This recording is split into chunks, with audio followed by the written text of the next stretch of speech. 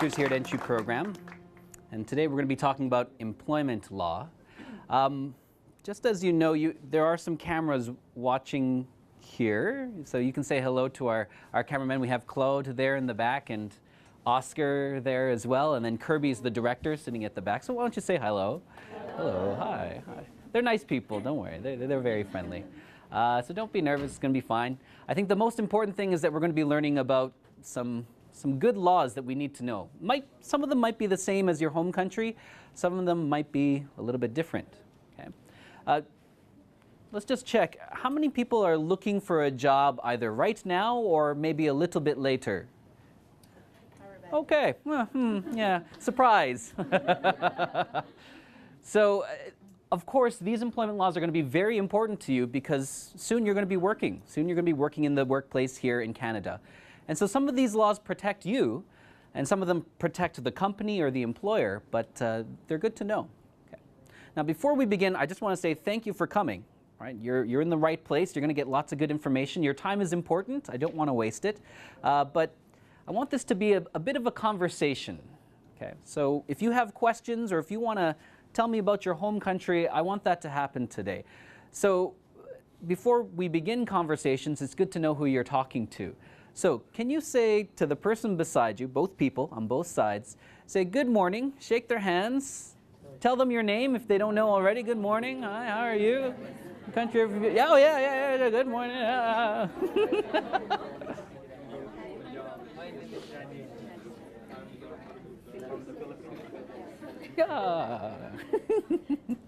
Oh, good stuff.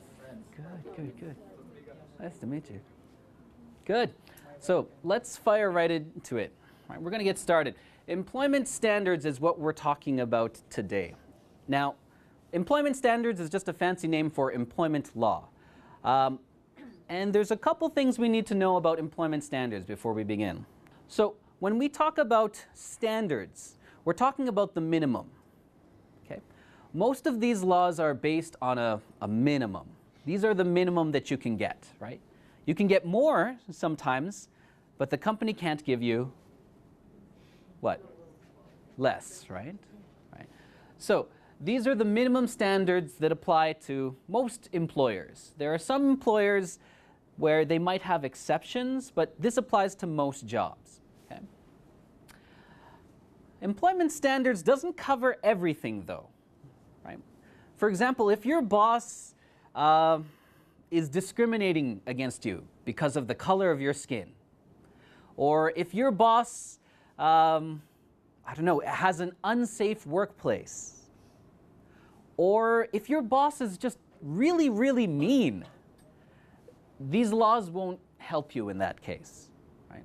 They just cover some basic things. Right?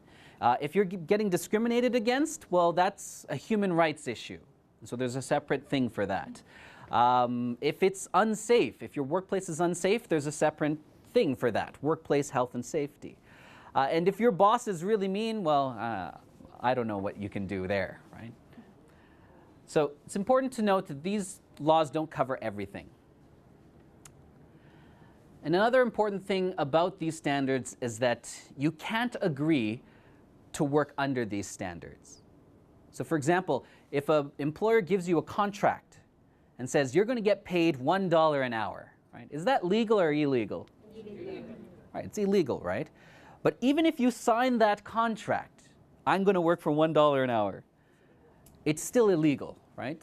An employer can't make you sign to do something illegal, right? So even if you sign a contract, if they're breaking the law, they're breaking the law. Simple as that, right? Is that okay so far? Yeah? Okay. Now, to demonstrate minimums, I think there's one employment law that you probably already know, very basic. What's the minimum amount that you could get paid here in Canada? What's the minimum amount in Manitoba? Ask the person beside you, real quick, right now. What's the minimum? Minimum you can get paid.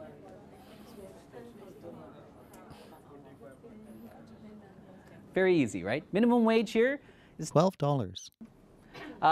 Can the employer pay you less? No. Can the employer pay you more? Yes. Yeah, of course, right? Pay me more. Show me the money, right? So you can't agree to work for less, right? And this is true for any kind of job, right? Some jobs you get paid by piece, right? The more work you do, the more you get paid, right? But if you do no work, if you do very poor work, you still have to get a minimum per hour. Does that make sense? Right? So if you do little to no work, you still have to get paid, but the employer might fire you later, right? They might let you go if you're doing bad work. And of course, employees can be paid more. The minimum wage, important to know, for some construction workers, the minimum wage can be lower in certain circumstances. It depends on the industry that you work in. In a lot of the laws we're going to talk about today, construction workers are a little bit different because their industry is very dynamic, right? Some seasons are very busy, some seasons are not busy. And so a lot of the laws will be a little bit different for construction workers. Okay. How often do you have to get paid? Every 2 weeks? Every 2 weeks. Is that the minimum? Remember, we're talking about the minimum, right? So can an employer pay you once a month? No, twice a month. Twice a month? Well, ask the person beside you again, real quick. Just check. What do you think? Is twice a month? Interesting. So I heard some once a month? Twice a month? You guys are smart, right? So employees must be paid at least 2 times a month, at the very least twice a month, okay? And you can be paid by cash, check, or direct deposit. What's direct deposit? Direct deposit in your bank account. All right, direct into your bank account. Very good. It's also important to know that wages need to be paid within 10 days of the end of a pay period. Right?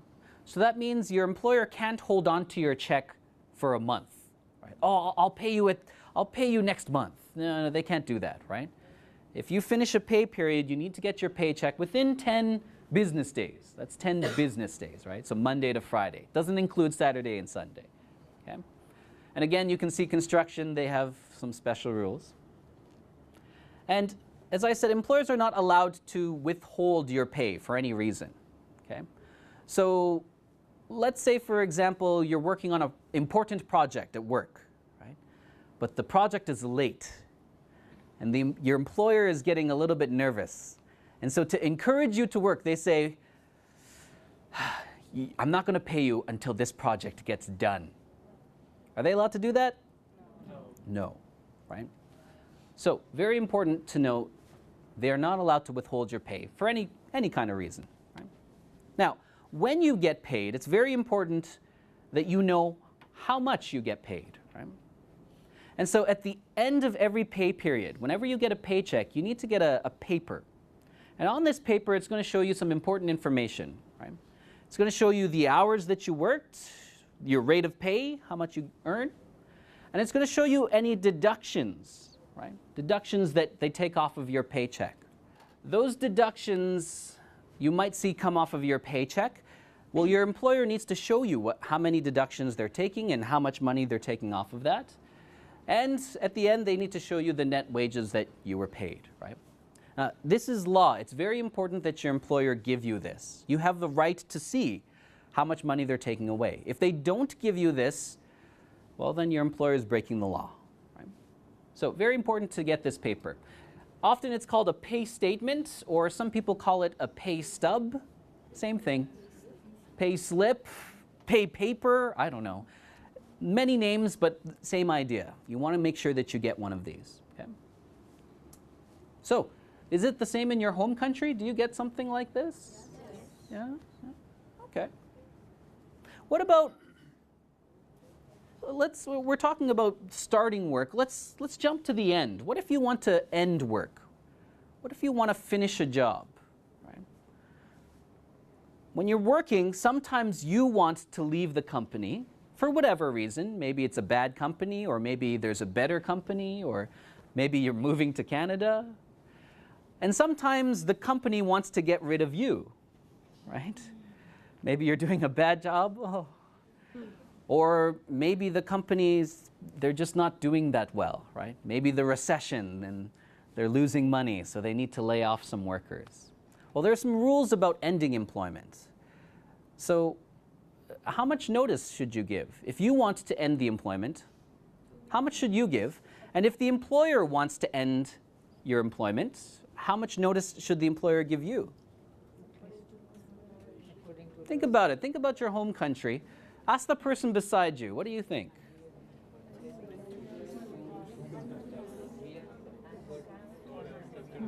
So let's start with the employer. If they want to let go of you, do they have to give you notice? Yes, some yeses, some nos. How much? How much notice? Any guesses?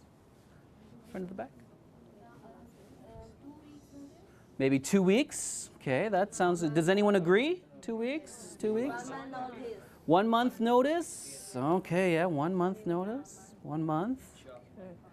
So that makes sense, right? They should give you some time so you can find a new job, right? Well, here in Manitoba, you're going to find that it depends on how long you've worked there. If you take a look at the chart, the longer you've worked at a company, the more notice that the employer has to give you. And that's fair, right? So if you've been working less than 30 days, you can go home tonight. Bye. Don't come back tomorrow, right? So they don't have to give you notice if you've been working less than 30 days. But if you've been working up to 10 years, 8 weeks is, how long is that? How many months is that? 2 months, right? All right? So they have to give you lots of notice. And again, these are minimums. These are minimums. Some companies will give you more notice than this, right? Even if you've been working there for less than a year, maybe they'll give you 2 or 3 weeks notice. That's good, right? But this is the minimum. They have to give you at least this much, okay? What about if you want to leave the company?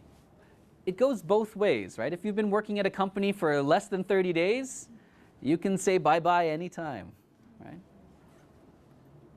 But if you've been working more than a year, the minimum amount of notice that is required is 2 weeks, right? So even if you hate your job, if you've been working there more than a year, legally you should give them 2 weeks notice, right? Now, there are some exceptions. As I said earlier, construction is a little bit different. Their industry is a little bit more transient. And if your employment is for a fixed or specific term, right? So if you sign a contract, like a 1-year contract, and you know at the end of the 1 year that you're going to stop working, they don't need to remind you, right? They don't need to give you notice. Oh, by the way, your contract is ending in 2 weeks. They don't have to do that, right? So if you've signed a contract for a fixed time, they don't need to give you notice. And the employer can show that the employee was terminated for just cause. This is, a lot of you might think of getting fired.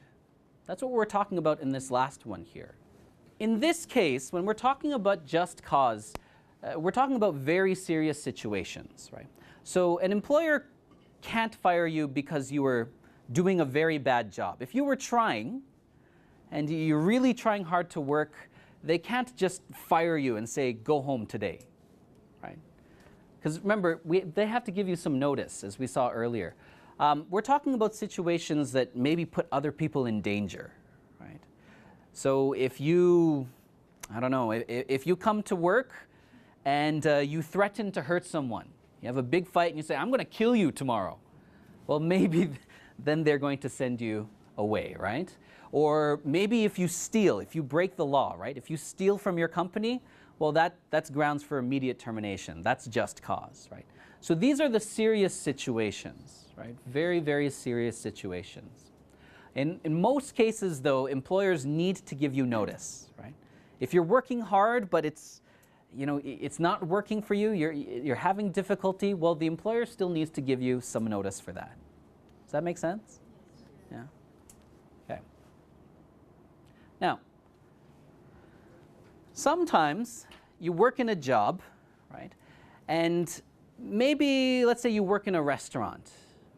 And so you go to work, you've got an 8-hour shift today, and you get ready, and you go to work, and you get to work, and the restaurant is dead. There's no one in the restaurant. And so the boss says, sorry, buddy, it's not busy enough. I have to send you home. Right? Do you get paid for that 8 hours? 3 hours. At least 3 hours? Ah, right. So there's a law. It's called reporting to work. And so this allows you to have some wage security, right? So in that example, if you go to work and your employer sends you home, you're allowed to make up to 3 hours or the amount of time that you worked, whichever is more, right? So if you worked for 4 hours, well, then you should get 4 hours of pay, right? So whichever is more. If you worked 1 hour, right, you'll get 3 hours of pay, right?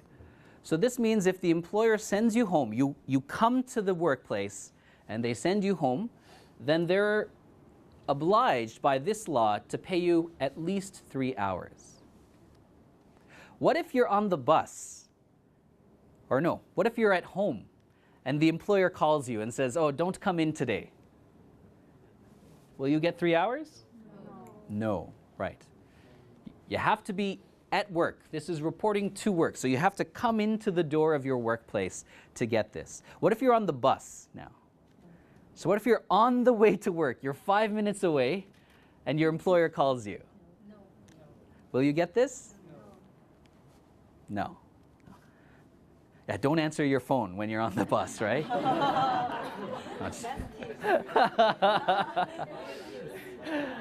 No, it's true. If you don't come into the door, then they don't have to pay you for that. Now, again, this is for very few jobs are like this, right? I'm thinking of service industry jobs. So maybe like if you're working in a store as customer service or if you're working in a restaurant, things like that. But if you're working in a major company or if you have a full-time job, you probably won't be facing this kind of issue. Okay? Good. What's the normal amount or what's the maximum amount of hours I can work in a day or in a week? Ask the person beside you. Just check real quick. Is it the same?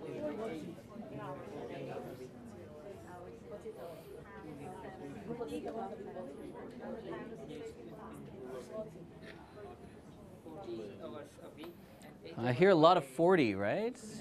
40 hours a week. Okay, and in a day? 8 hours. 8 hours a day? Okay, if I work more than that? Then it comes to overtime. Overtime. Overtime. Right, so we're going to talk about overtime. How much is overtime? How much do I get paid if I'm working overtime? Maybe approximately around 1.5? $50. Yeah, more. So let's say, for example, my wage is, just a quick example here. Let's say I'm making $20 an hour, right? How much would my wage be overtime? $30. For 1 hour overtime. So, when we talk about overtime, the regular hours of work are 8 hours a day, 40 hours a week. Like you said, you were perfect, right?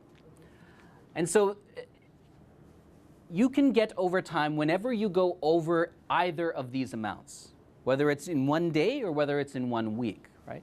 I've put 2 examples on the board here. So in the first example, our friend worked 8 hours every day and then the employer asked him to come in on Saturday, right? So total for the week is 48. And so how many hours of overtime? He's got 8 hours, right? In the second example, our friend worked 8 hours on the first day, but Tuesday and Wednesday were slow, so he only worked 6 hours then. Thursday, normal day, he worked 8, but Friday, so busy on Friday, and so he worked 10 hours. He stayed at 2 hours extra, right? Now his total is only 38 hours, so he's under the 40 hours per week. But because he worked Friday 2 hours over the normal, he gets 2 hours of overtime, right? So overtime applies to either the per day amount or the per week amount, okay? And how much do you get paid? Right there. So it's 1.5 times, right? Okay, who's good at math? I'm not good at math. 20 times 1.5. 21, half of this. I think it's 30, right? Okay. 1.5, right? If you want to check, take out your smartphone. You can calculate it, right? Smartphones are smart, right? So 1.5 would be 30 hours. So not bad if you're working overtime, right? Now, most employees are entitled to overtime wages if they work more than the regular hours, right? And again, that's per day or per week. And regular hours can be different in some industries. Example, my favorite, again, construction, right? For some construction companies, a regular day is 12 hours, right? Because construction, again, it's very dynamic, right? It's a totally different workplace. So they can sometimes have different regular hours. But for most companies, it's 8 hours per day. And you need permission to work overtime. That's very important, right? You can't, if you need some extra money to go on vacation, you can't just hide in your office and work 12 hours. You need to ask your employer for permission, right? And this is important to know, employees are not normally required to work overtime. That means in most companies, the employer will ask you to work overtime, right? And you have the right to say yes or no, right? So for example, if you're at a job and the employer says, oh, can you work overtime today? It's so busy today. It's okay. It should be okay for you to say no. You know, I've got to pick up my children from work, or no, I've got something planned tonight. That should be okay, right? Is it okay? Yes. Yeah. But is it? Right? Because your employer probably needs some help. And if you say no, can they fire you? No. Not for that reason, no. Right? So a lot of people think, oh, well, I'm new at the job. It's my first job in Canada. I can't say no to my boss, right? Can't say no. Well, this law says that they cannot fire you because you said no. Maybe they might find other reasons to let you go, but according to law, you have the right to say no. Overtime should always be optional, right? Let's continue on. Let's move on to the next thing. What about breaks? Everyone needs to take a break, right? So here at Entry Program, what kind of break do you get? A 15-minute coffee break, right? Okay. So if you're working in a company, let's say you're working an 8-hour day, do you get the same? Or do you get more, or do you get less? More? Okay, so how much break should you get? 1 hour for lunch, right? Now, again, let's think, what's the minimum? Today we're talking about minimums, right? So what do you think is the minimum a company should give you? 30? Did someone say 80? So you're entitled to a break here in Manitoba after you've worked 5 hours. After you've worked 5 hours, you're entitled to a break. If you work less than 5 hours, if you have only, let's say, a 4-hour shift, do you get a break? No. No, you got to work straight that 4 hours. Oh, I've had that. I've had to work that before. Tiring, right? And breaks must be at least 30 minutes. And do you get paid? No, they do not have to pay you in that 30-minute break. Employers can also sometimes stretch out the breaks, give you more than one, right? So maybe they'll give you 1 lunch break, and then maybe they'll give you 2 smaller coffee breaks, right? One company I worked with, it was a bank, and I had an 8-hour day. I got 30 minutes for lunch, and then I got in the morning a 15-minute coffee break, and then in the afternoon, another 15-minute coffee break. Right? Is that the minimum? No, right? Again, no, that's not the minimum. That's just the company was going more than the minimum, right? And so companies will give more than the minimum to attract you. Right? Finally, employers are entitled to 1 day of rest each week. So every week you should get at least 1 day of rest. So that means, how many days can you work in a row? 5. Ask the person beside you real quick. How many days in a row?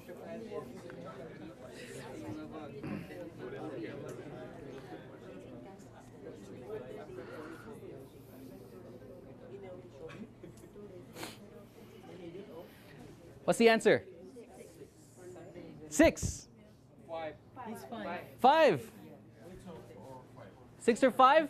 The answer is 12. Huh?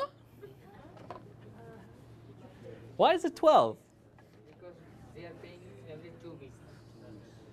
Okay.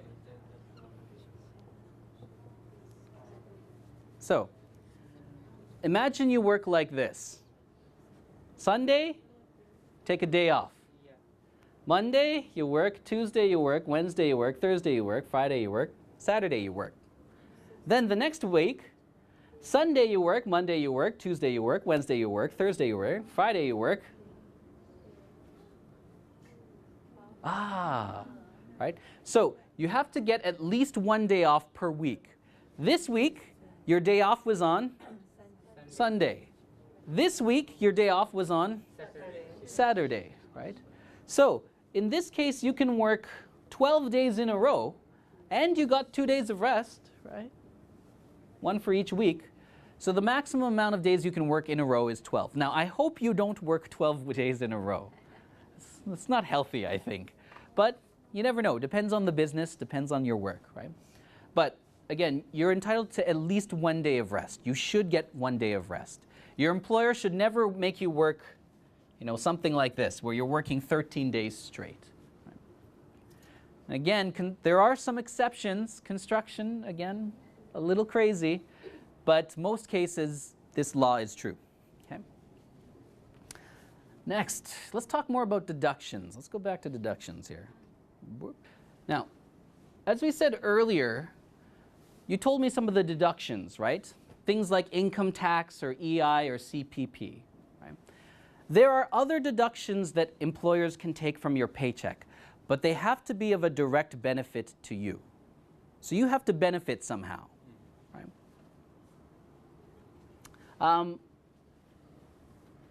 For example, some other deductions can include, now court orders and garnishments, these don't benefit you, but if a court has ordered you to pay money, well, the employer can take that off of your paycheck. And there are some other situations here. If there was an error on your paycheck, right? If they paid you too much on one check, well, they can take some of that money back on the next, right? But other deductions, like, for example, union dues. What's a union again? What's a union? Have you heard that before, unions? Yeah. So unions are groups of people. They're attached to your company. Do unions help the worker or do they help the employer?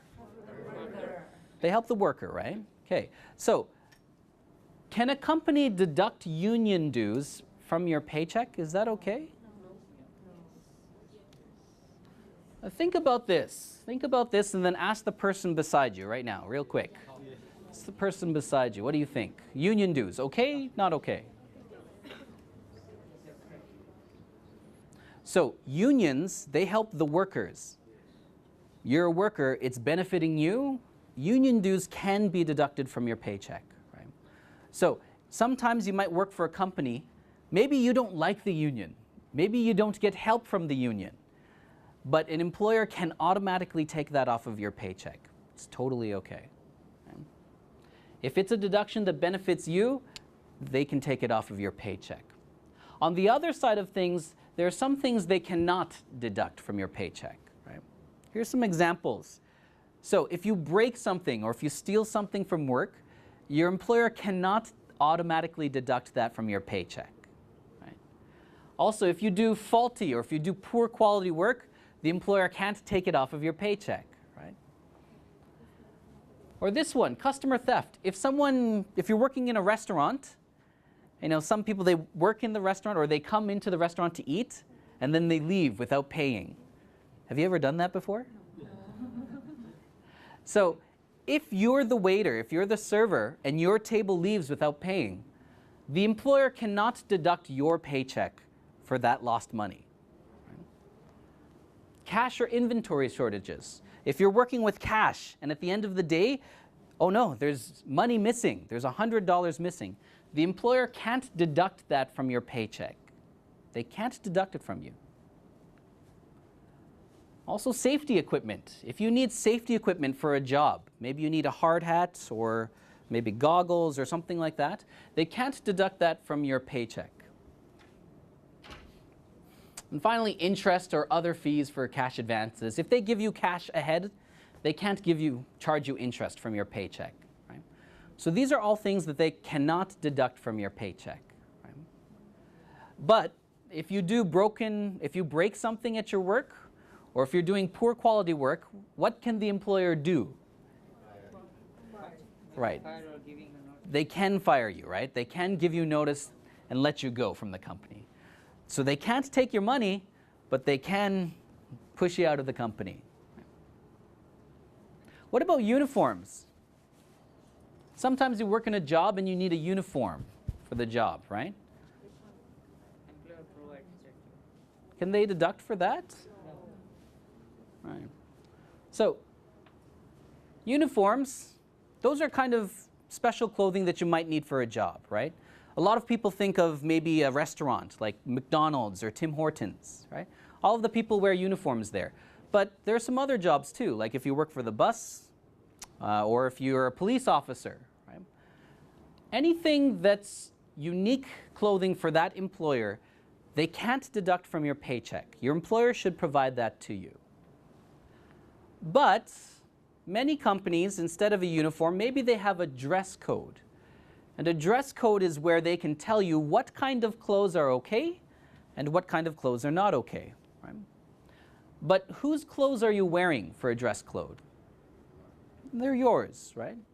And so because they're your clothes, well, you have to pay for them. Right? Now, when you're working, sometimes you can take vacation time from your work to go to maybe the Philippines or someplace warm. Here in Canada, after you've been working 1 year for the same employer, you're allowed to get 2 weeks of paid vacation time. Right?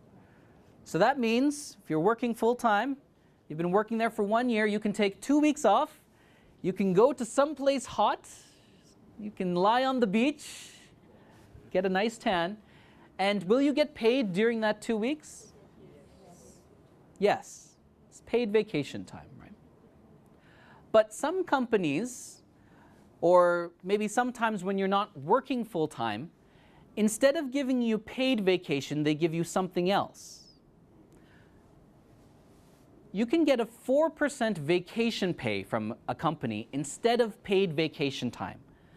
So that means instead of giving you 2 weeks off to lie in the beach, they'll give you no paid time off, but they'll add 4% of your gross regular wages onto every paycheck. Does that make sense? Yes. Question, can I get both of these at the same time? Can I get 2 weeks paid vacation and 4% vacation pay? Can I get it both? Yes or no? If you said no, that's correct. So you get either 2 weeks paid or the 4%. You're not going to get both, right? Not going to get both. For those of you that really like math, if you do the math, they actually equal the same thing.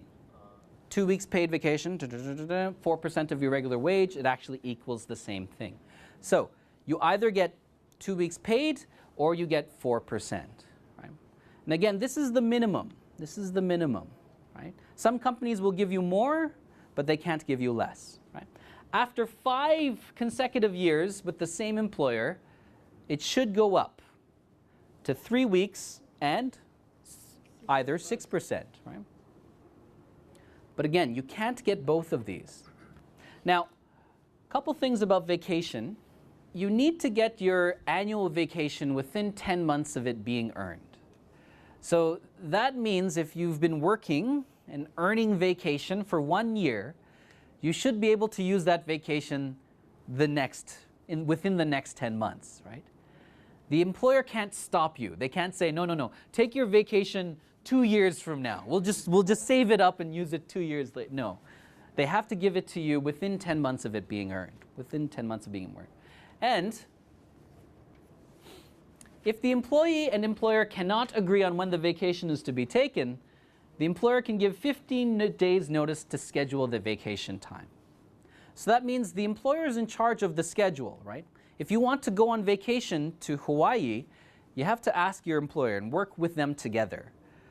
But if you're fighting and that you can't agree on a time, then the employer can set your vacation for you. They can give you 15 days notice and say, okay, you're going on vacation next month, 2 weeks, you're going. Right? So it's good to work together with your employer. It's good to work together with your employer. In most cases, employers can understand. As long as it's not busy, as long as it's possible, they'll usually give you your vacation time. Okay? What about New Year's?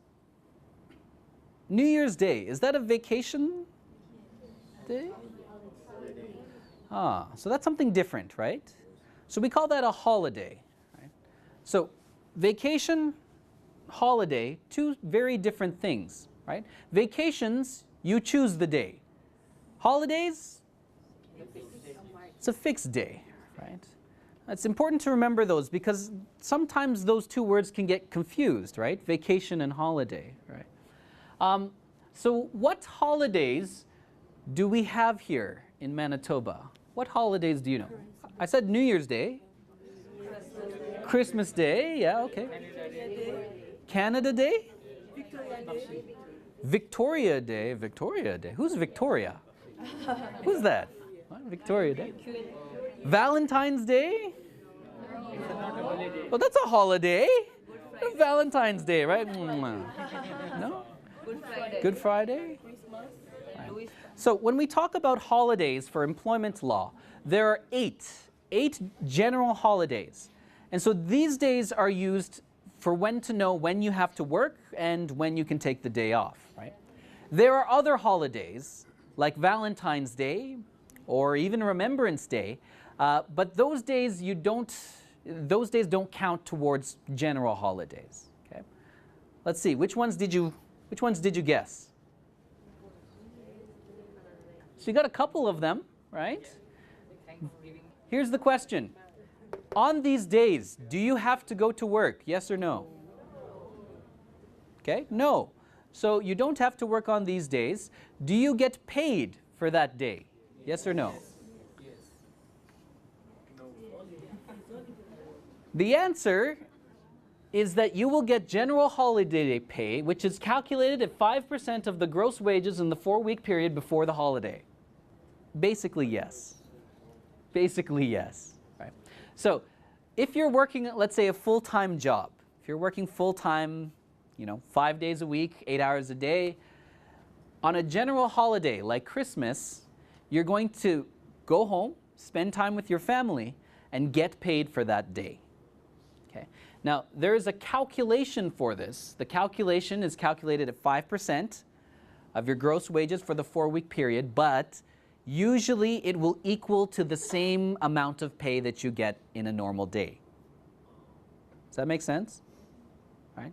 So if usually if I work 8 hours a day, every day, how many hours of pay will I get on a general holiday? 8 hours. It'll work out to the same thing. Right? So the calculation is fancy, but it just means you'll get paid what you usually make for that same day. Okay? So don't be scared by this. Now, employees are usually eligible for a general holiday pay unless they miss the last shift before or the first shift after the holiday without the employer's permission. So that means before Christmas, if you just don't go to work take a little extra holiday, you're not going to get general holiday pay. Right? Same in your home country? Yeah. So it's important, if you want to get holiday pay, you have to work the days before and the days after. Okay? Now, some companies, on holidays, that's their busiest time. Right? Can you imagine what kind of companies are busy on a general holiday? Restaurants, yes. What else? Shopping malls, sometimes. Yes, sometimes. Okay, yeah, shopping malls. I'm thinking of one other place. Hospitals, they're busy all the time, right? So that, yeah. When you go to see your family, where do you stay sometimes? Hotels, right? Hotels, motels, they're very busy on holidays. Right? So, if you work on a general holiday, most employees will be paid 1.5 times their regular wage for the hours worked on that holiday, in addition to the general holiday pay. Does that make sense? So let's say, for example, you're working, there are some exceptions, but let's say you're working at a restaurant, for example, and you work on Christmas Day. It's very busy. And let's say, let's just make it easy. This is illegal, I know, but making it easy. Let's say your wage is $10 an hour, and you work on a general holiday. How much will you get paid? Now remember, this is 1.5 times on top of your general holiday pay. So you're going to be making $25 an hour, right? A lot of people think of this as 2.5 times your wage on a general holiday. So this is just for general holidays. 2.5 times your wage. In Canada, a lot of people in the biz call it double time and a half. Double time and a half is when you work on a general holiday. You can make some big money on a general holiday. Okay? There are some limited exceptions in these fields, but most companies, if they make you work on a general holiday, you should be getting double time and a half pay. Right? I remember when I was younger, I worked at a restaurant. I loved working on Christmas Day, because that's when you make the big money, right? Double time and a half. Again, for some exceptions, again, very limited exceptions, if you're working on that day, you'll get paid just your regular wages. Okay? Make sure you talk to your employer before some of these general holidays to find out whether you qualify or not. Finally, we have something called unpaid leaves. So we talked about vacation, holiday, and now leave. Right?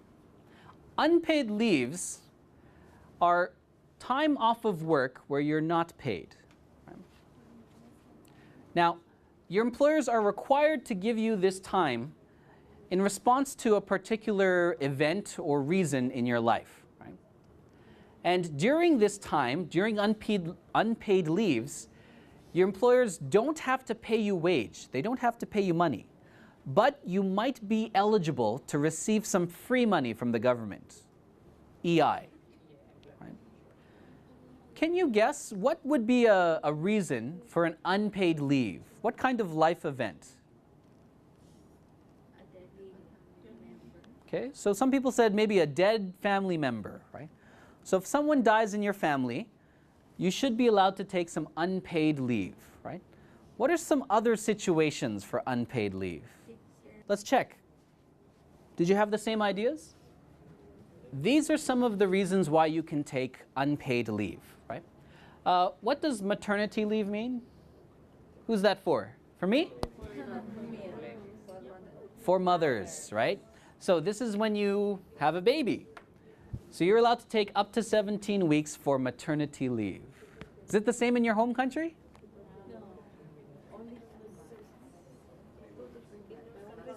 Should be longer, right? Now, something to note here is that maternity leave is very related to parental leave. Parental leave. So, if you have a new child in your family, right, you're allowed to take up to 37 weeks. So a lot of mothers, if you're a mother, you can connect these two and put them together, right? So you can add your 17 weeks maternity to your 37 weeks. Together, how much is that? 54. 54 weeks, right? So that's almost, 1 year. that's like more than a year, right? Okay. So mothers can take up to almost 1 year, 54 weeks when they have a baby, right? But that's just mothers. Guys, sorry, man. Sorry. So how many weeks can guys take? Fathers, new fathers. So the mother can take this and this. The father can take just this one. So fathers can have up to 37 weeks unpaid, right? Now, does your employer have to pay you during this time? No, no. So the employer will not pay you. So you're getting zero money. But you may qualify for some employment insurance, right? EI. Remember that deduction coming off of your paycheck? Well, now it's going to help you. And so you can get some of your wages back. Not all, but you can get some money while you're taking care of your new child. Okay? A couple others here. Reservists, this is for people that are reserves in the Army. So if you're in a reserve here in Canada, we have a reserve army that you volunteer for. So you volunteer, it's not draft. And so if you're serving in the reserves, the employer must give you unpaid leave for that time. Compassionate care, this is talking about when you're taking care of someone that's dying. So if you have a family member that's dying and you want to take care of them before they die, you can take time off of work for that. It's up to 8 weeks. Okay. This one, family, you can get up to 3 days unpaid leave. And family is just anything. It can be anything, right? So this is every year, 3 days. And it could be taking care of your daughter. It can be taking care of your wife who's sick or your husband. So family just means anything. It can be anything, right? Bereavement. What does this one mean? Bereavement. So this word bereavement refers to when someone dies, right? So if someone in your family has died, you can take up to 3 days unpaid, and your employer has to give that to you. Okay? Organ donors, if you donate your organs, you can get up to 13 weeks. So good to give away your organs. And a couple more, few quick more. Later, some of you might apply for citizenship, right?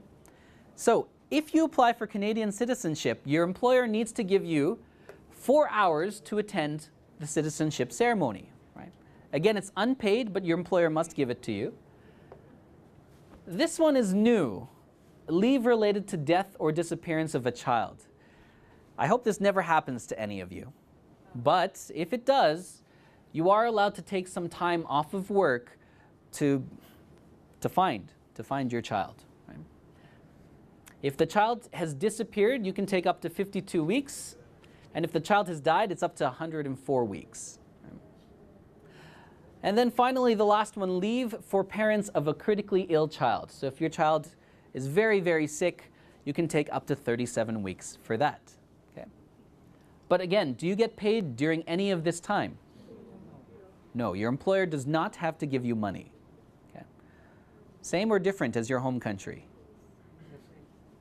Like if you have a baby, if you're taking maternity leave, do you get paid leave or unpaid? Paid? Some people paid? So what's the benefit?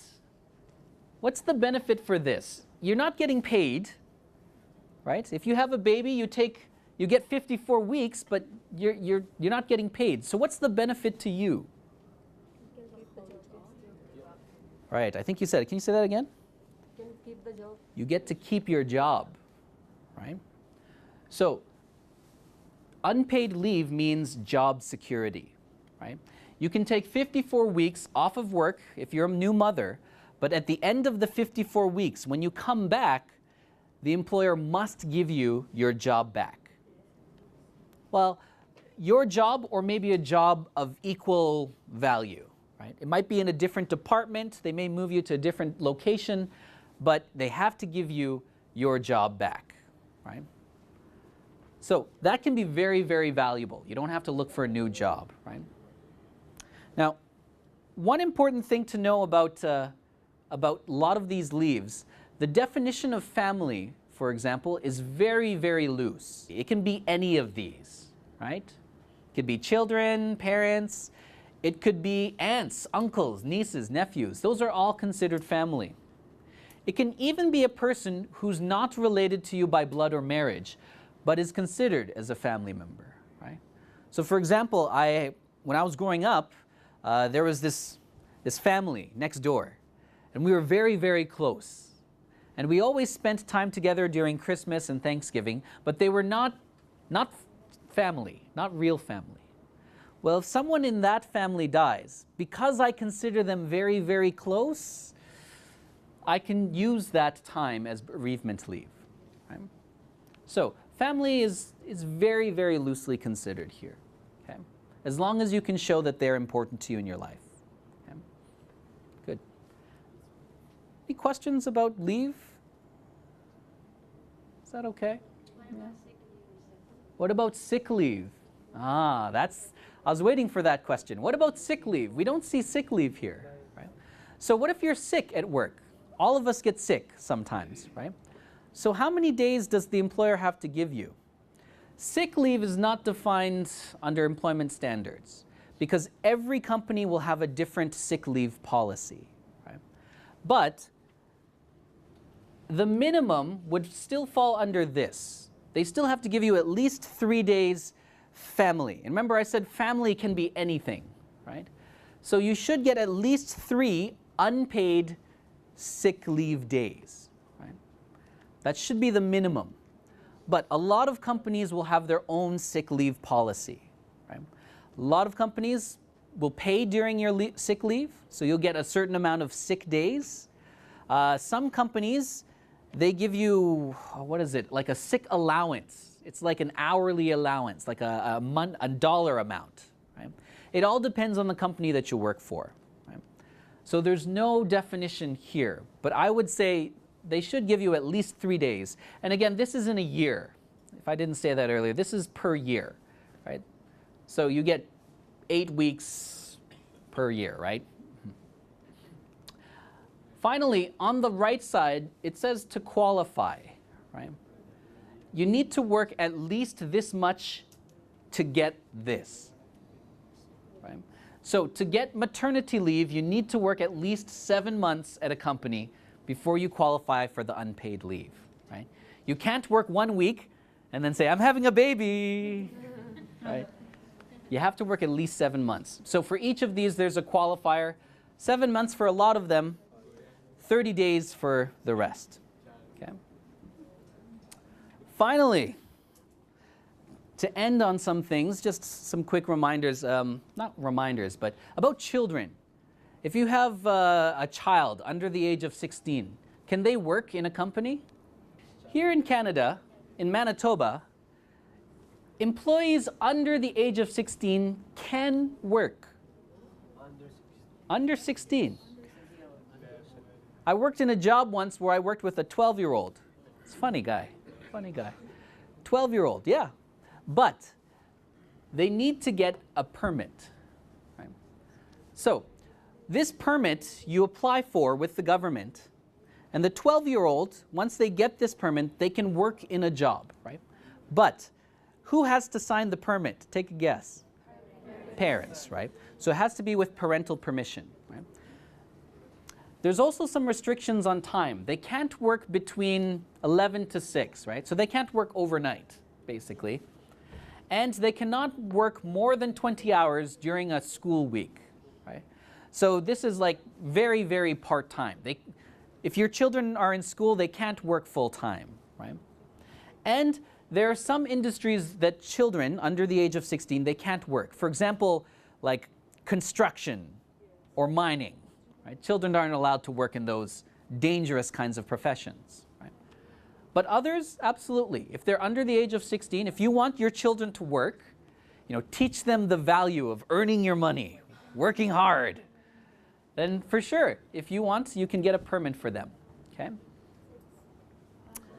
Children under the age of 18, they do not need a permit. Right? So if you're between the ages of 16 and 18, you no longer need a permit. Right? So if you're 16, 17, 18 years old, you don't need a permit, but there's still some restrictions. Right? They can't work alone between the ages of, or between the times of 11 and 6. And again, some industries like construction, mining, they're not allowed to work. Okay? I think that's it. I think we've covered a lot of the basics. Now there's a lot more laws that you might need to find out about, but those are some of the basic ones. Where can you go for help? That's where we're going to end today.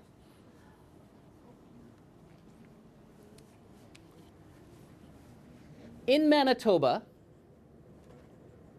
the place that helps you with employment law is called the Employment Standards Branch. And the Employment Standards Branch is an office of the Manitoba government. And so if you have questions, or if you think your employer is breaking one of these laws, these are the people you should phone. Employment Standards Branch.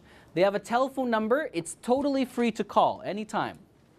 Here, and they also have a website that you can find all of the laws on as well. They also take email inquiries at employmentstandards@gov.mb.ca. And finally, you can also visit their office at 401 York Avenue. You can go there and ask questions directly to them. Okay? Again, that's the Employment Standards Branch of Manitoba. Okay? Good. We've got a little bit of time for questions. Were there any questions that came up during the presentation? While some of you are writing, I'll let you write that down. If you do have any further questions, if you can't think of them right now, I'm going to be here for the next 5, 10, 15 minutes. Feel free to come to me with your questions. And so you can ask a question maybe about something you're facing right now. Okay?